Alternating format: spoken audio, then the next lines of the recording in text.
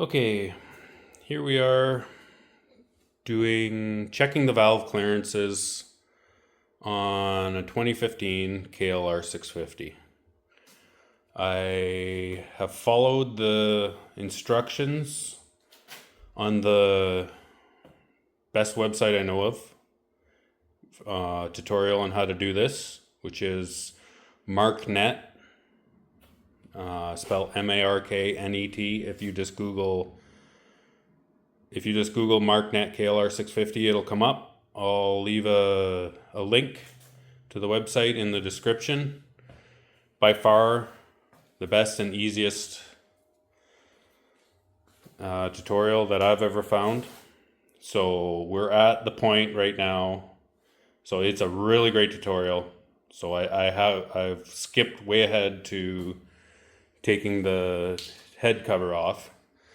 The only thing I might have done a little different is I took the fan right off, which just made it a little easier. It's sitting over there in my disorganized garage. So in his tutorial, he says it might be easier to take the engine mounts off, which you can totally do if you want, because you're going to wonder how the heck the reason I'm making this video is to show you how this head cover actually comes off, because it is a bit of a puzzle and a mystery. So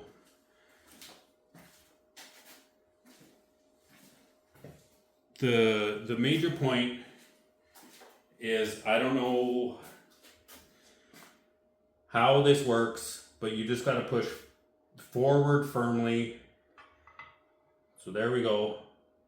I've taken the screws out, and you will struggle with this and wonder how the heck this thing ever comes off. And I'm about to struggle with it. But if you, I got a wire here. I'm not saying it's easy. There. I was just wiggling while pushing forward as hard as I can. He even says take the coil off, take the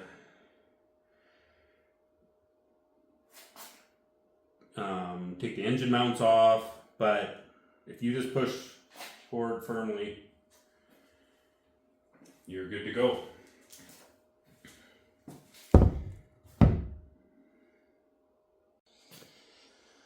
Okay, so I checked my valve clearances, and quite shockingly to me, I only have one in spec, and the rest are tight out of spec, which is really bad. So I am going to be taking the valve caps off, but as in the MarkNet tutorial how to do this, I'm not going to take the cam chain tensioner right out. I loosened this already. I'm just going to take this out. In theory, this will have no problem if you take this out first and then remove your valves. So the reason I don't want to take the valve tensioner right out is there's a gasket in here which is going to rip. And I've done it before, ripped it. Don't lose all the pieces. That's the pieces there. I've ripped my gasket before and just put a little bit of white grease on it, and it actually resealed. So it's actually not as big of a deal as I'm making it out to be.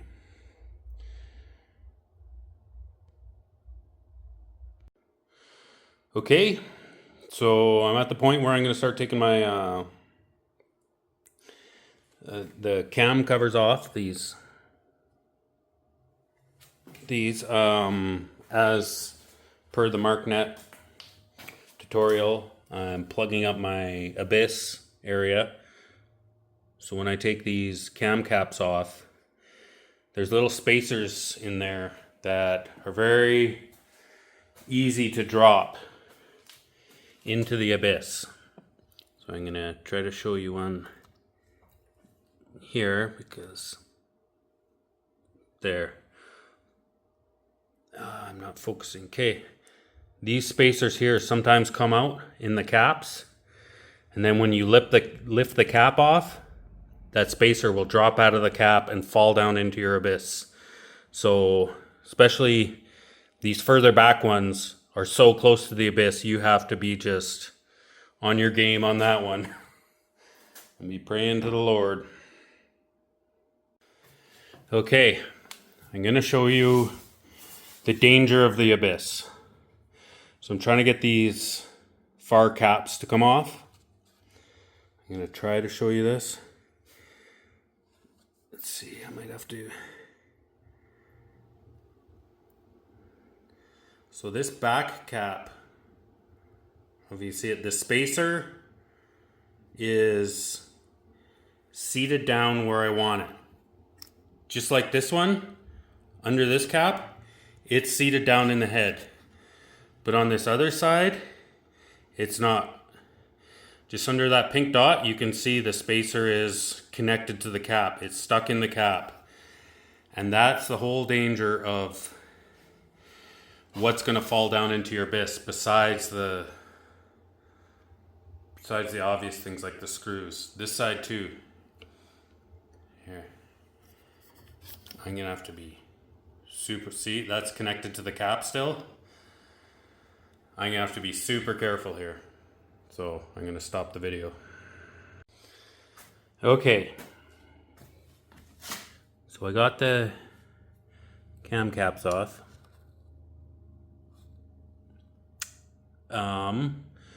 Next, we're going to pull the shims out.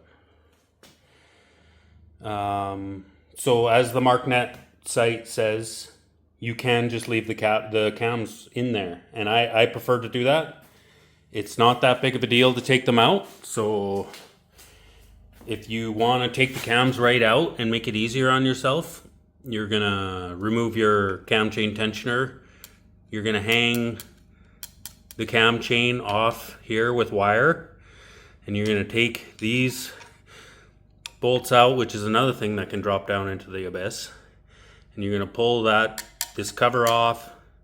And then when you put it back together, you're going to have to retime it again. Make sure all the timing's right. I just prefer to skip that step. I'm able to get these shims out with the cam still in. So what you're going to want to do, you can see this. There's a little space right here in the shim bucket. So I like to get that up to a nice workable area. Oh, I'm going to need a smaller screwdriver here. Hold on.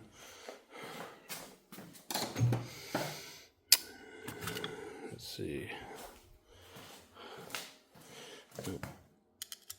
That'll work. I'm going to need a screwdriver that's going to pop into there.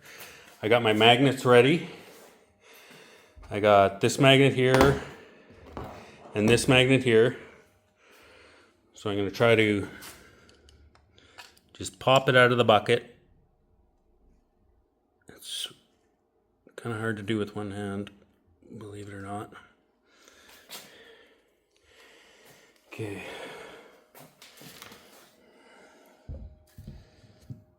I know you can't really see anything now, so it's kind of a waste of time, but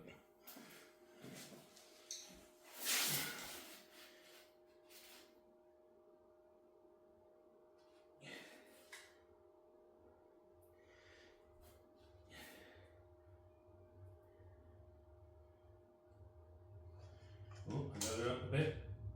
It slides back, so you definitely need a magnet.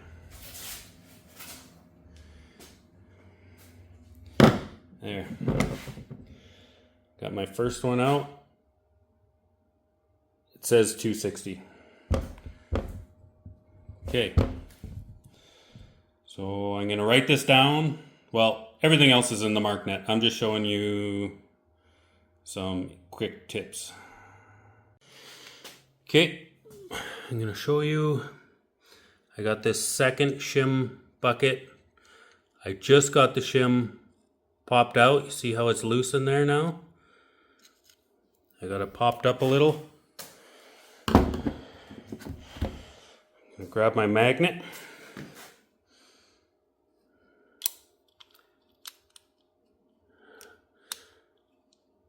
Again, this isn't a one-handed thing. Oh. Okay. Well, you see how it's coming out with the magnet. I gotta use two hands here.